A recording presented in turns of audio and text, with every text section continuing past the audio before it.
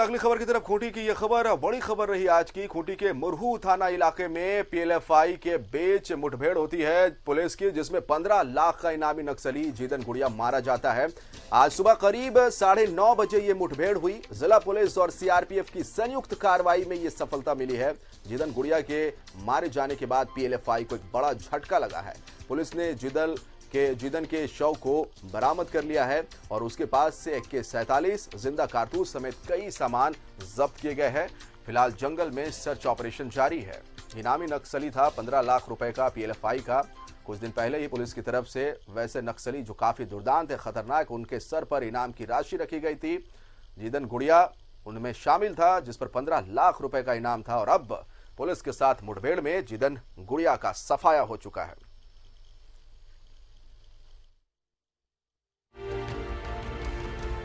इनामी नक्सली जिदन गुड़िया ढेर हुआ है। पुलिस के साथ मुठभेड़ में मारा गया है जिदन गुड़िया। काफी खौफ था उस इलाके में। खूंटी की हम बात करेंगे, रांची और आसपास के जिलों की बात हम करते हैं तो AK-47 जिंदा कारतूस समेत कई सामान इस दौरान मुठभेड़ के बाद बरामद किए गए।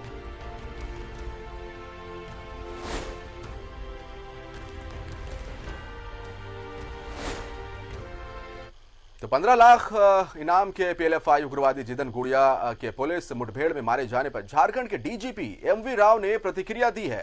उन्होंने कहा कि एक उग्रवादी के मारे जाने से हम लोग संतुष्ट नहीं हैं। हम लोगों की कोशिश है कि पूरे गिरोह का सफाया हो।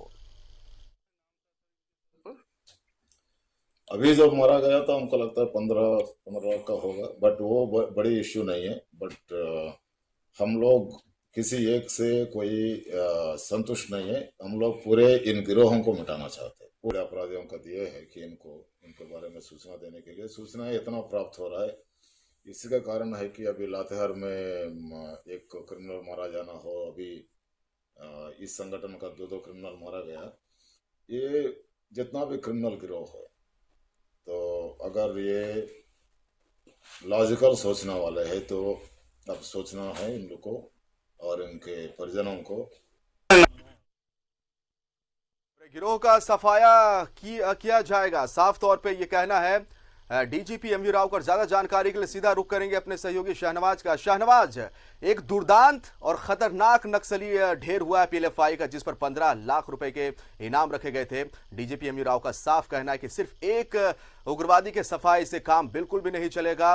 पूरे जो गिरोह है, या यूं कहे कि ये जो नक्सली संगठन और जो दुर्दांत और खतरनाक नक्सली है, उनका सफाया भी जल्द होगा। पूरी जानकारी चाहेंगे। जी हाँ, उन्होंने कहा कि इस सवाल पे कि उपलब्धि के लिए हम लोगों ने मुबारकबाद दी। उन्होंने कहा कि ये कोई उपलब्धि नहीं है, ये कोई अपराधी था और एक अपराधी का मारा जाना कोई उपलब्धि नहीं होती है। और उन्होंने कहा कि ये अब एक एक करके सभी लोग ऐसे ही मारे जाएंगे। और आपको याद होगा कि कुछ दिनों पहले एक पोस्टर रिलीज हुआ था जिसमें इनाम की घोषणा भी हुई थी। 1 करोड़ रुपए 4 बड़े नक्सलियों पे इनाम था और बाकी में 25-15 इस तरह से इनाम थे। तो ये 15 लाख का इनामी अपराधी था, नक्सली था। और उन्होंने नक्सली को नक्सली भी नहीं कहा, उन्होंने कहा कि ये अपराधी हैं और इनका किसी भी कोई विचारधारा से कोई ताल्लुक नहीं है, कोई माओवाद और इससे भी कोई प्रेरित नहीं है। ये सब लोग गिरोह चलाते हैं और ये पैसे के लिए काम करते हैं। इसलिए जैसे ही हमने पोस्टर रिलीज किया, इनकी तस्वीरें रिलीज की और इनाम की घोषणा की और ये कहा कि पहचान गुप्त रखी जाएगी, बहुत सारी सूचनाएं आ रही हैं और सूचनाएं बिल्कुल स्पष्ट है।